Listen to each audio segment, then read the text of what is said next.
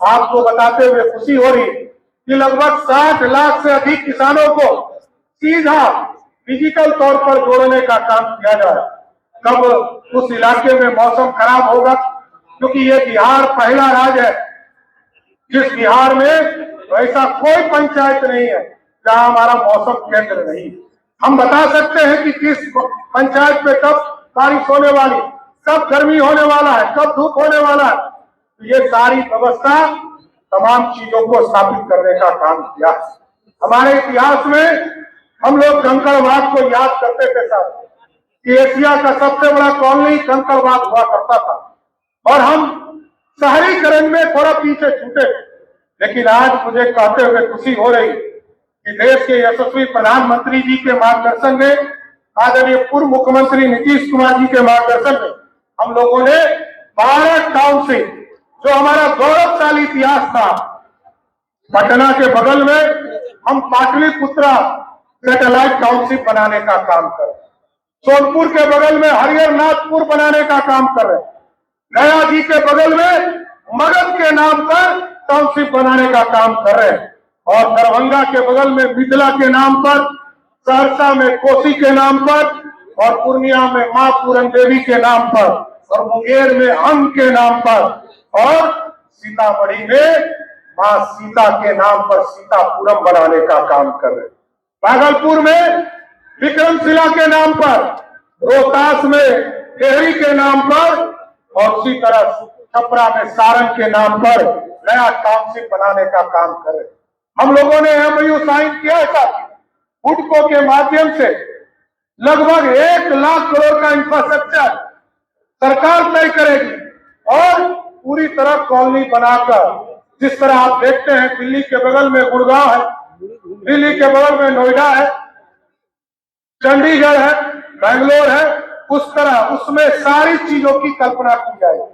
वहां पर हम स्पोर्ट्स के लिए भी हम पूरी व्यवस्था करने का काम करेंगे। स्पोर्ट्स सिटी भी बनाएंगे और पटना के बगल में तो हम लोगों ने लगभग 600 से अधिक एकड़ पर हम लोगों ने वहां पर स्पोर्ट्स सिटी बनाने का भी निर्णय लिया। हम टाउनशिप बनाएंगे, उसमें हम इंडस्ट्रियल हब भी बनाएंगे, हम वहां पर सारी व्यवस्था देने का काम करेंगे। हम देखते हैं कि सारी संरचना शहर के अंदर, पुराने शहर में हम व्यवस्थित करते जा रहे हैं। हम नए शहर में व्यवस्थित करेंगे, वहां पूरी टाउनशिप की परिकल्पना की करेंगे, मास्टर प्लान बनाएंगे और सारे चीजों को इसको जोड़ने का काम हाई स्पीड कॉरिडोर से करेंगे। आपको याद होगा पटना से गया जाने में लोगों को 5 घंटा लगता था साथियों, पटना से मुजफ्फरपुर जाने में 4 घंटा लगता था। आज देश के यशस्वी प्रधानमंत्री नरेंद्र मोदी जी और बिहार के पूर्व मुख्यमंत्री नीतीश कुमार के सपनों ने इस बिहार को बदला। आज पटना से गया मात्र 1.5 घंटे में हम जाते हैं, पटना से मुजफ्फरपुर 1.5 घंटे में जाते हैं।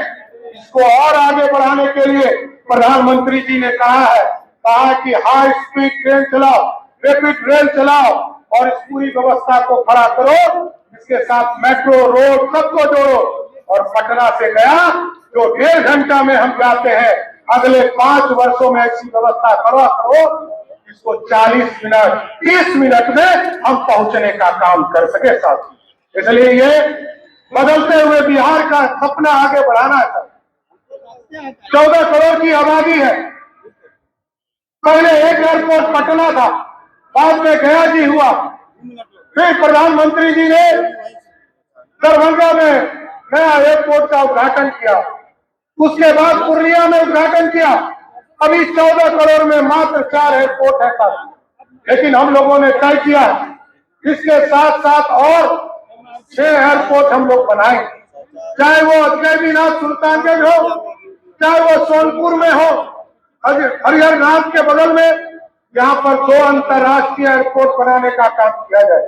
इसके साथ साथ मुजफ्फरपुर में, पताही में जो लंबे समय से इंतजार कर रहे हैं लोग, उसको भी इसी माह हम लोग चालू कर काम शुरू करने जा रहे हैं। सहरसा में हम एयरपोर्ट बनाने जा रहे हैं, बेगूसराय में एयरपोर्ट बनाने जा रहे हैं, हम वीरपुर में एयरपोर्ट बनाने जा रहे हैं, हम रक्सौल में एयरपोर्ट बनाने जा रहे हैं, हम वाल्मीकि नगर में एयरपोर्ट बनाने जा रहे हैं और सभी चीजों को तय किया है।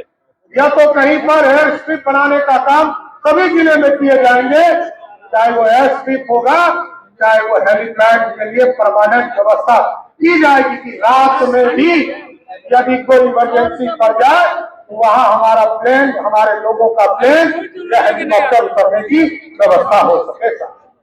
इसलिए इस अवसर पर आज 80 साल में हमारा शुरुआत हो रहा, इसलिए मैं तमाम बिहार वासियों को, 14 करोड़ बिहारियों को और पूरे भारत के लोगों को फिर से शुभकामनाएं और बधाई देता हूं। भारत भी बढ़ेगा, भारत भी विकसित होगा और बिहार भी समृद्ध होगा। इस संकल्प के साथ अपनी बातों को विराम देता हूं। भारत माता की, भारत माता की। बहुत बहुत धन्यवाद।